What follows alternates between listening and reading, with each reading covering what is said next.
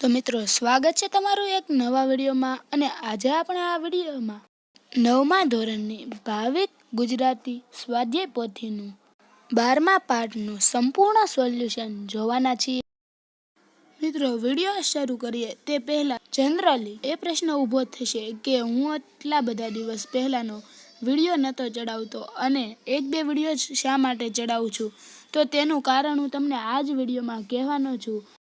કે તમે લોકો મારા દરેક જ વિડીયોને ખૂબ જ સ્કીપ કરીને જુઓ છો। જેવો પ્રશ્નનો જવાબ આવે છે તે લખીને પાઉઝ કરીને લખી લો છો,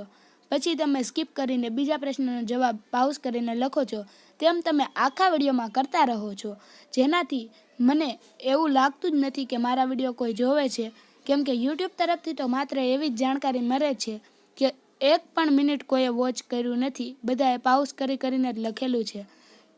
તો મિત્રો હવે પ્રશ્ન એ આવે છે કે તમે લોકો પાઉઝ કરીને શા માટે જોવો છો? 2 સેકન્ડમાં તેની મેળે જ બીજો ઉત્તર આવવાનો હોય છે, તે પહેલાં તમે સ્કીપ કરીને તરત જ બીજો ઉત્તર પાઉઝ કરીને લખો છો। એ ના કરો એવી મારી વિનંતી છે, જેનાથી મને સપોર્ટ મળતો રહે અને હું ડેઈલી વિડીયો મારી ચેનલ ઉપર અપલોડ કરતો રહું। અને હવે મિત્રો હું તમને બધા જને જ ઓળખું છું, એટલે મને ખબર છે કે મારા આ કહેવાથી તો તમે માનવાના છો નહીં, એટલે મેં આ વિડીયો ઉપર એવી ટ્રીક લગાવી છે કે તમે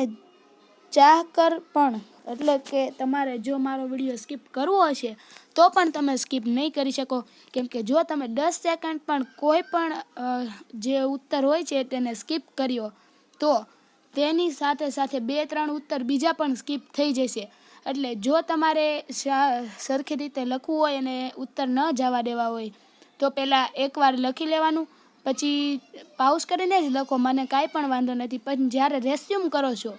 ત્યારે 2-3 સેકન્ડ સુધી રાહ જોવાની, જ્યાં સુધી બીજો ઉત્તર ન આવી જાય। અને જો તમે સ્કીપ કરશો તો તમારો જ લોસ જશે, કેમ કે 2-3 પ્રશ્નના જવાબ ઓટોમેટિકલી સ્કીપમાં વયા જશે, કેમ કે હવે મેં ટાઈમિંગ ખૂબ જ ટૂંકી રાખેલી છે, જેનાથી તમારો લોકોનો સપોર્ટ મને મળતો રહે। તો મિત્રો હવે આપણે આપણા વિડીયોને સ્ટાર્ટ કરીએ।